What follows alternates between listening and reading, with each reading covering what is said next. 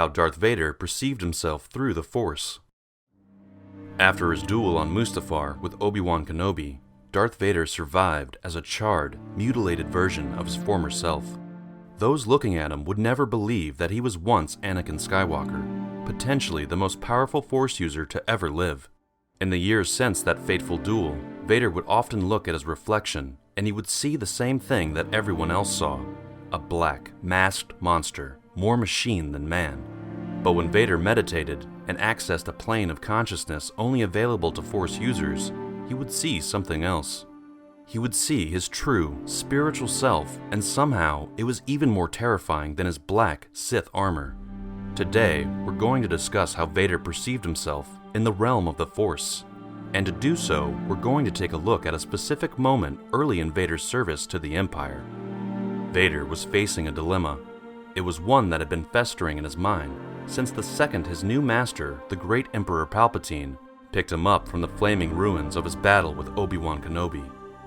Since then, guilt had been eating away at him like an untreatable disease.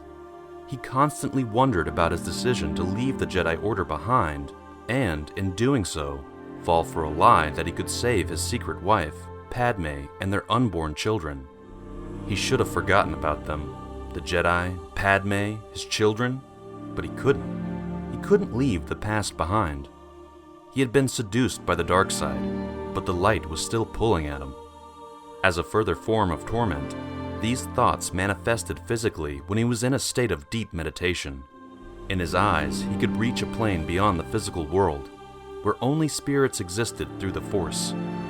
He was thrown into darkness, and for a moment, he felt weightless, as if he were floating high above the ground. He focused his mind on the Force.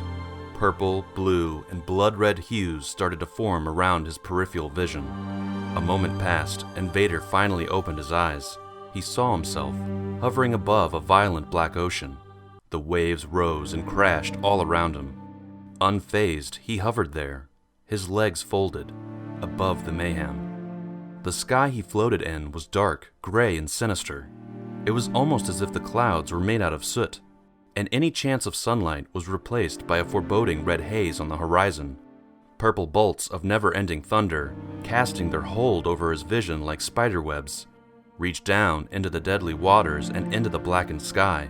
The only sign of hope were small, electric blue butterflies that circled around him in stark contrast to his surroundings. However, their angelic presence was severely out of place here.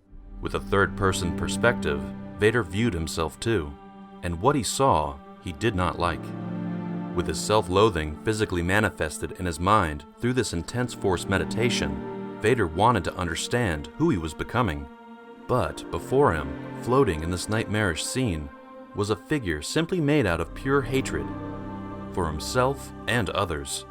His body was made up of a swirling cacophony, black and red veins that lapped up and curled around him like blood. Anakin Skywalker's eyes were long gone, and Vader's were simply used as a tool for destruction. They were mechanical and lifeless, which is exactly what Vader knew, yet still feared he was becoming. Just like his eyes, the lower half of Vader's body remained almost undrawn by his mind. The curdling blood of his head and upper torso gave way to a simple outline and white coloring of his legs as well as his forearms. It was simple. What was left of his body after his duel with Obi-Wan manifested itself in this Force plane of existence as pure, black scars. And his hands, legs, and arms were white, blank, as if they weren't his at all, but simply glued to his body. The closer he hovered to the violent ocean, the more difficult it was to maintain a spiritual form. This was simply the Force manifesting his anxieties and fears into life, giving him a very clear warning about his current path.